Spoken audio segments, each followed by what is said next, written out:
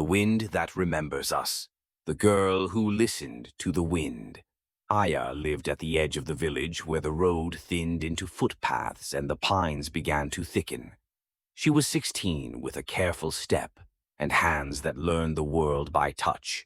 The grain of bowls, the weight of knives, the small warmth of a hand left on a door. Each dawn she climbed the watchtower, barefoot, the wood cool under her soles, and listened.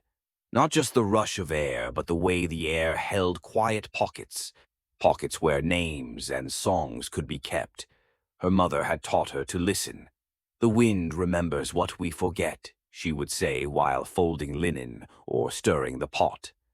After her mother's slow leaving, Aya kept coming back to the tower as one keeps a promise. The wind, for her, had become a ledger, a place where the village's smallest memories were signed and set afloat.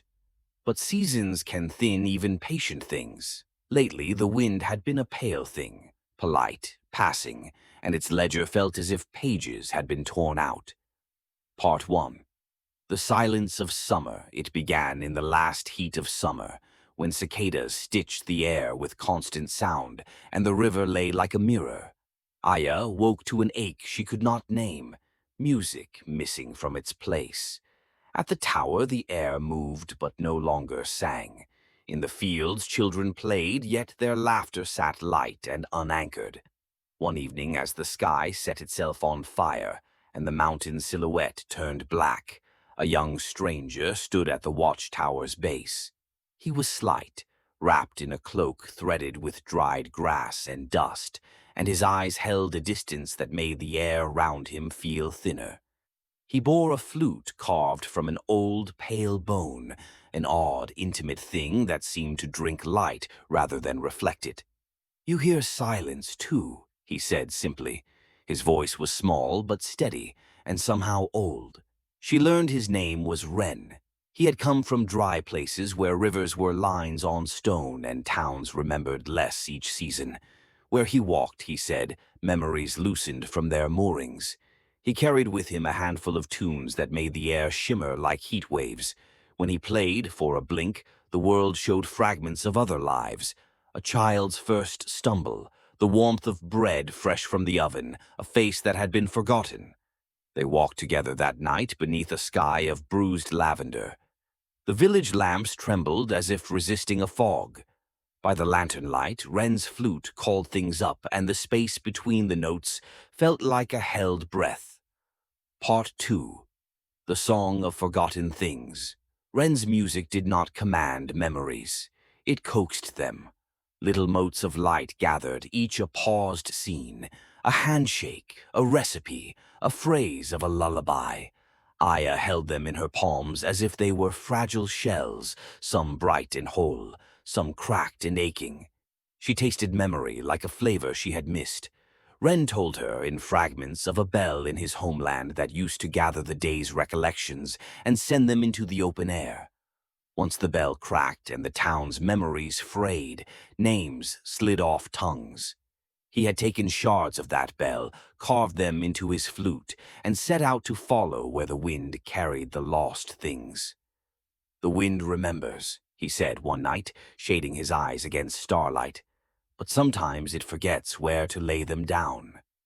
They set out together up the mountain trail, their steps slow and careful.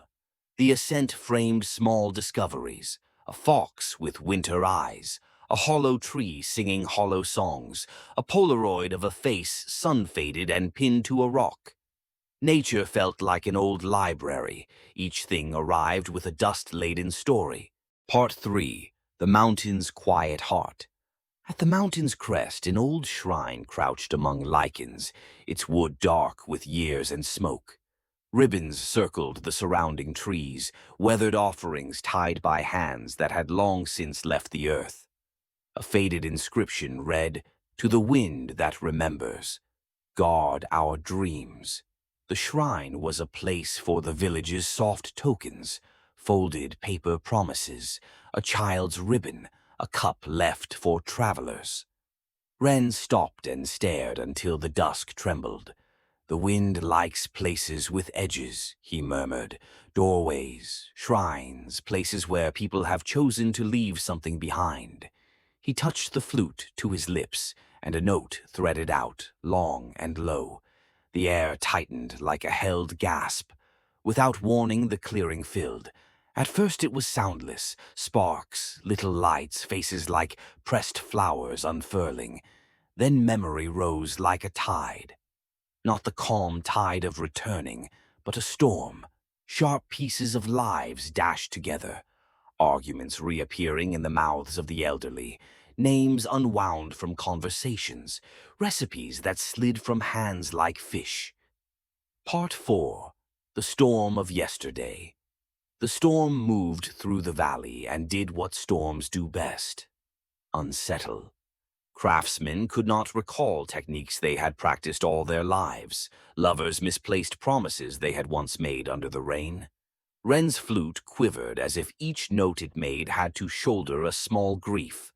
Aya stepped into the center of the clearing and closed her eyes.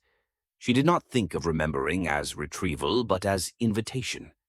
She opened herself to the smallest, most certain memory she had left: her mother's hands around a wooden bowl, the steam like soft light curling up. She let that memory bloom inside her until it shaded her whole chest. When she let it go, she did something like giving. She offered the memory outward, releasing it into the storm's teeth.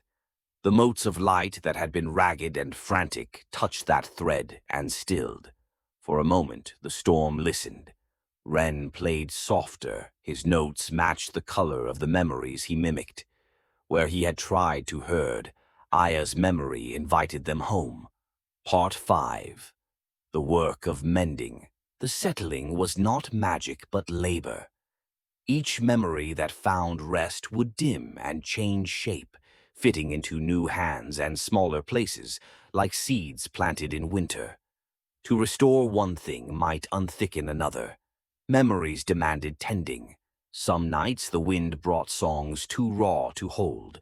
Villagers learned to weave them into morning tasks, to hum while they kneaded dough or tied bundles, turning sharp edges into patterns. Wren taught the village a small ritual: leave a ribbon, a note, a worn cup at the shrine, not to fix memories in glass, but to give the wind a handle. Aya taught children how to listen without swallowing, to take a story, warm it in their mouths, then pass it along. The bell shards in Wren's flute grew less brilliant, their music grainier. He smiled less at first, then more, as if each recovered laugh was a medicine both costly and true. Part 6. The Return and the Price. The valley's rhythm changed. Crops grew with a steadier hum. Old games returned to small hands. The river laughed again in places it had forgotten. But some things were gone in a different way. Not erased, but changed. The way a face looks different in a photograph years later. Wren left with the coming of frost, quietly slipping along ridges where the wind needed a voice. He left a folded paper at the watchtower stairs. Walk with the wind when you can. People said they heard his flute in distant passes. Aya kept a space on the tower railing where a single strand of ribbon could catch the breezes. Party 7. The light that remains years later, when drought news came from far valleys and tired travelers showed up with dull eyes. Aya stood at the shrine and drew from the whole slow store of what she had learned. That memory is not a safe but a living river. That to remember is to share, and sometimes to let go. She placed her palms together and let a thin line of light ease into the air, a braid of small recollections and promises for tomorrow. The wind took it and threaded it along the travelers' backs like a map. Those who left carried home small pieces of the valley's remembering. A name returned to speech, a tune hummed through the soles of boots, a promise that no longer felt absurd. Aya watched them go, hands warm from the giving, the memory of light. In the valley, the watchtower still stands. Children learn the old rhymes. Older hands hum along the riverbanks. Lovers remember why they promised. Aya grew, and the silver at her temple glinted like frost, but her eyes kept a soft, persistent light. She understood the simplest truth her mother had given. The wind does not hoard memory, it moves it forward. It is a courier for small mercies. If you stand one evening where the grass bows like waves, the air may carry a sound, a soft ripple of laughter, the echo of a name, or a flute line like a memory braided into air. If you listen, not with hunger but with patience, you might hear a voice say, and only for a breath, every breeze is a story, every silence a beginning, the end.